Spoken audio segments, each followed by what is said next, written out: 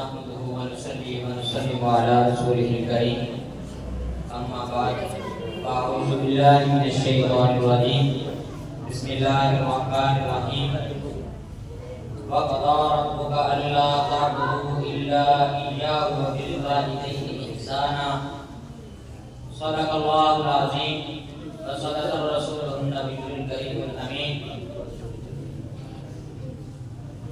عزیز طلبہ کرام اور واجب الاحترام اساتذہ کرام، آج جس موضوع پر گفتگو کرنے کا موقع ملا ہے وہ ہے والدین اور بڑوں کا ادب۔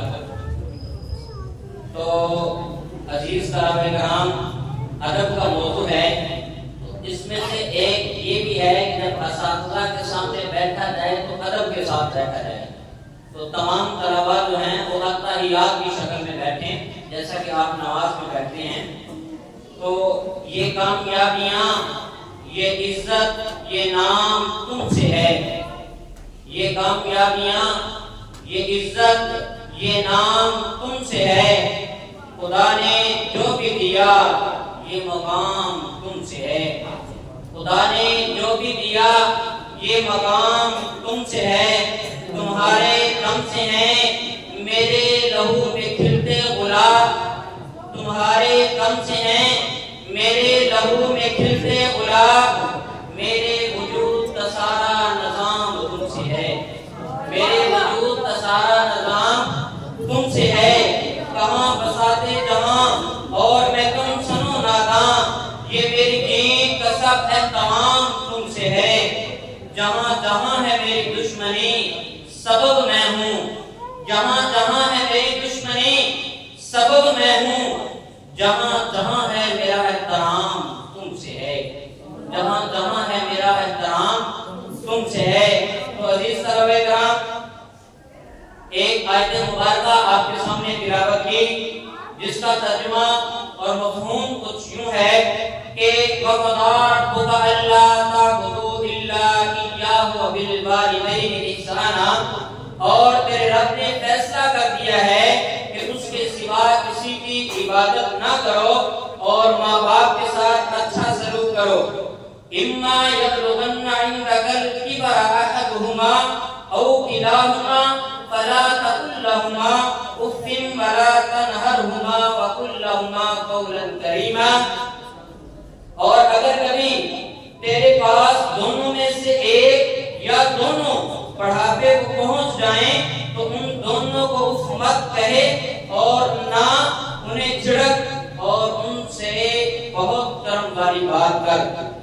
تو عزیز طلبہ کرام، اس سے پچھلی آیت میں شرک سے منع فرمانے کے بعد صرف اپنی عبادت کی تاکید کے لیے لفظ قضاء استعمال فرمایا، جس میں انتہائی تاکید پائی جاتی ہے، کیونکہ فیصلہ جو ہوتا ہے وہ قطعی ہوتا ہے، بدلا نہیں جاتا، فیصلہ بدلا نہیں جاتا۔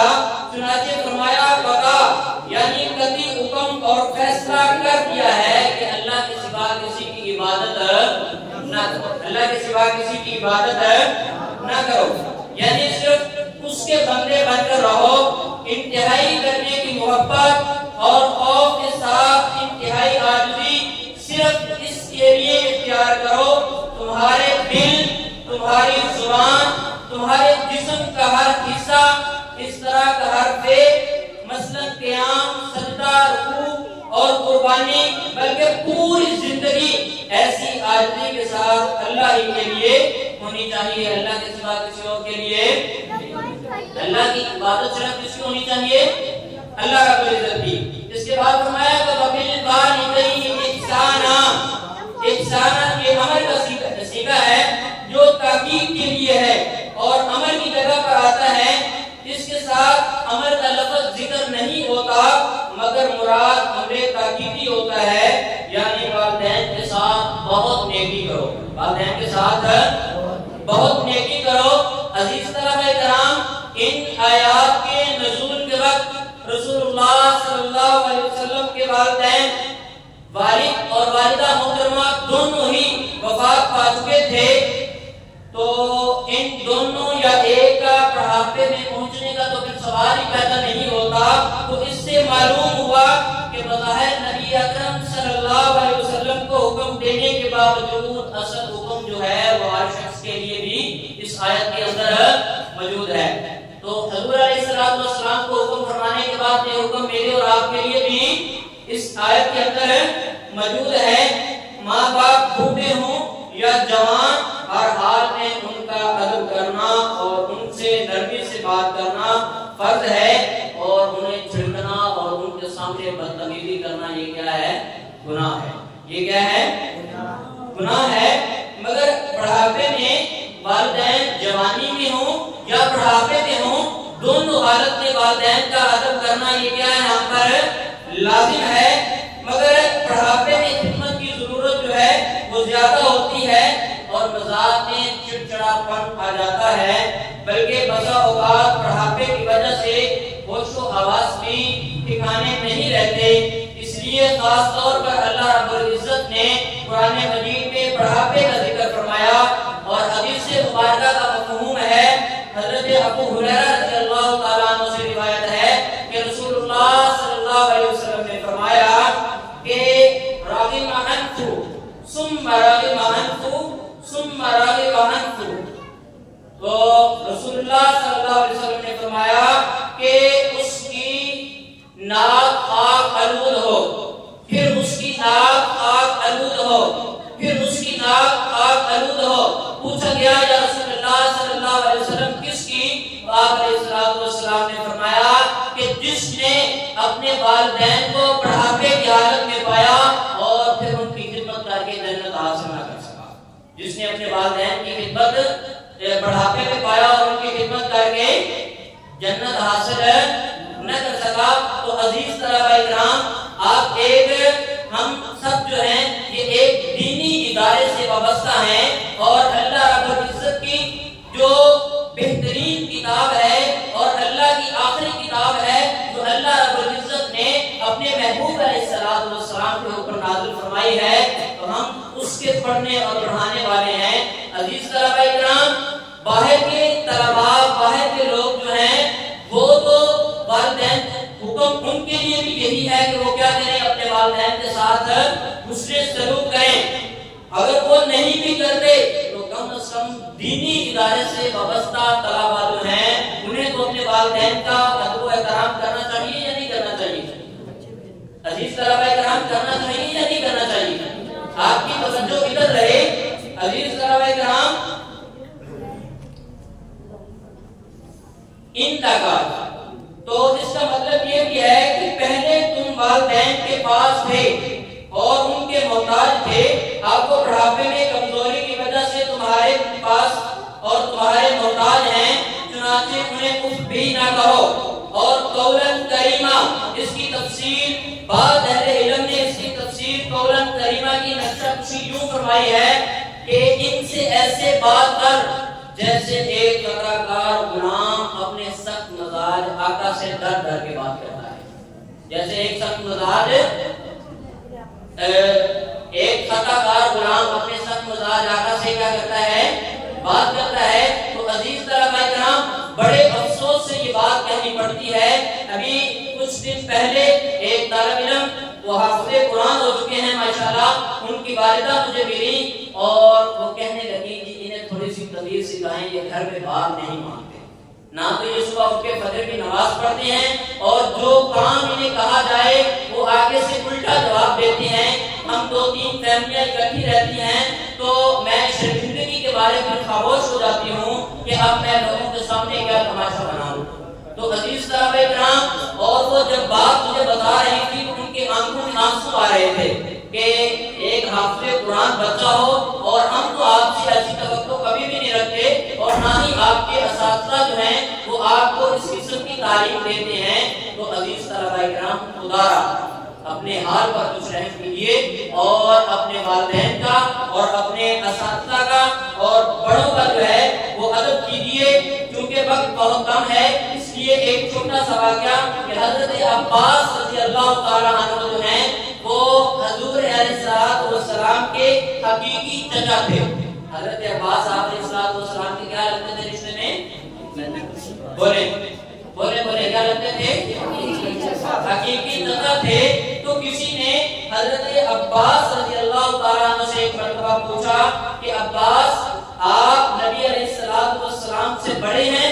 تو حضرت عباس رضی اللہ تعالیٰ عنہ نے بڑا خوبصورت جواب دیا اور کہا کہ پیدائش میں تو میں بڑا ہوں لیکن علم اور مرتبے کے اعتبار سے آپ علیہ السلام کیا ہیں؟ بڑے ہیں۔ تو عزیز طلباء کرام آپ اپنے بڑوں کا ادب کیجئے، اس میں دو چار باتیں آپ کو بتانی ہیں کہ استاد کی جگہ پر مت بیٹھیں۔ استاد ہے یا آپ کے بڑے ہیں تو ان کی جگہ پر مت بیٹھیں۔ اس طرح استاد کلاس سے اٹھ کے اگر چھٹی کے وقت میں چلے گئے تو آپ استاد کی جگہ کو استعمال کرتے ہیں یا آپ استاد کی چیزوں کو استعمال کرتے ہیں تو عزیز طلباء کرام یہ ادب کے خلاف ہے۔ یہ کیا ہے؟ ادب کے خلاف ہے۔ استاد ہو یا اسی طرح آپ کا کوئی بڑا ہے، ماموں ہے، چاچو ہے، والدین ہے، تو ان کی چیزوں کو بھی ان کی اجازت کے بغیر استعمال نہ کریں۔ استاد کے ساتھ یا کسی بڑے کے ساتھ آپ چل رہے ہیں تو ان سے آگے مت چلیں، ان سے آگے مت چلیں۔ یہ ادب کا تقاضا ہے کہ آپ والدین کے ساتھ چل رہے ہیں، بڑے بھائی کے ساتھ چل رہے ہیں یا کسی بڑے بزرگ کے ساتھ چل رہے ہیں یا اپنے اساتذہ کے ساتھ راستے میں چل رہے ہیں تو ان سے دو قدم پیچھے ہٹ کر چلیں، ان سے دو قدم پیچھے ہٹ کر چلیں۔ استاد کے برابر، اپنے بڑے کے برابر یا ان سے آگے نہ نکلیں۔ استاد کے پاس یا کسی بڑے کے پاس جائیں تو جب تک بات کرنے کی آپ کو اجازت نہ ملے تب تک آپ ان سے بات نہ کریں۔ تو عزیز طلباء کرام آپ مسجد میں نماز پڑھ رہے ہیں یا کسی بھی جگہ پر آپ نماز پڑھ رہے ہیں، آپ کے استاد آ کر بیٹھ گئے ہیں پیچھے یا آپ کے کوئی بڑے بزرگ ہیں، اس طرح آپ آگے کچھ بچے بیٹھے ہوتے ہیں، جیسا کہ ابھی یہ سردیوں کے موسم میں ہیٹر لگے ہوئے تھے تو وہ بچے بھی پہلی صف پہ بیٹھتے تھے جو پہلی صف پہ بیٹھنے کے قابل بھی نہیں ہیں۔ تو عزیز طلباء کرام سب سے پہلے باہر سے جو آپ کے بزرگ آتے ہیں، جو نوازی آتے ہیں، وہ اللہ کے مہمان ہیں تو آپ کے بھی کیا ہیں؟ مہمان ہیں۔ ان کا ادب یہ ہے، احترام یہ ہے کہ ان کو آگے جگہ دی جائے۔ اب آگے گرمی کا موسم آئے گا تو خود پنکھے کے نیچے یا اے سی کے سامنے بیٹھنے کی بجائے آپ اپنے بزرگوں کو وہاں پر بیٹھنے کا کیا دیں گے؟ موقع دیں گے۔ تو عزیز طلباء کرام اگر استاد کو آپ آگے جانے کا موقع دیں، اگر تو استاد آگے آ جائیں تو بہتر، اگر وہ آپ کو حکم یا ارشاد فرمائیں کہ آپ ادھر ہی بیٹھیں تو الامر فوق الادب، پھر استاد کا حکم جو ہوتا ہے وہ ادب سے آ رہا ہے، پھر استاد کا حکم جو ہے وہ ادب سے کیا ہے؟ آ رہا ہے۔ عزیز طلباء کرام استاد کا حکم ادب سے آ رہا ہے۔ اگر آپ راستے میں کہیں نماز پڑھنے کا آپ کو موقع ملے، آپ استاد کے ساتھ کہیں سفر میں ہیں یا آپ کسی اپنے بڑے بزرگ کے ساتھ کہیں سفر میں ہیں تو استاد کو یا بڑے کو اگلی صف میں نماز پڑھنے کا موقع فراہم کریں۔ کیا کریں؟ اگلی صف میں نماز پڑھانے کا موقع فراہم کریں۔ اپنے ذاتی کام کے لیے آپ اپنے استاد کے گھر گئے ہیں یا آپ اپنے ذاتی کام کے لیے کسی عظیم شخصیت کے پاس گئے ہیں تو علماء نے لکھا ہے کہ ادب کا تقاضا یہ ہے کہ دروازے پر دستک نہ دی جائے، ان بڑی ہستی کو باہر آنے تک ان کا انتظار کیا جائے، جب وہ باہر آئیں تو پھر اپنا مسئلہ بیان کیا جائے، پھر کیا کیا جائے؟ اپنا مسئلہ بیان کیا جائے۔ تو عزیز طلباء کرام لیکن ایک بات ہے کہ استاد کی نافرمانی یا کسی بڑے کی نافرمانی یہ اس کے لیے کوئی گنجائش نہیں ہے، لیکن اگر استاد یا کوئی بڑا معتبر ہستی آپ کو گناہ کی طرف راغب کرتی ہے یا آپ کو گناہ کی دعوت دیتا ہے یا گناہ کا کام کرنے کو کہتا ہے تو اس میں وہ کام جس میں اللہ کی نافرمانی ہوتی ہو، اس میں کسی مخلوق کی فرما برداری کرنا جائز نہیں۔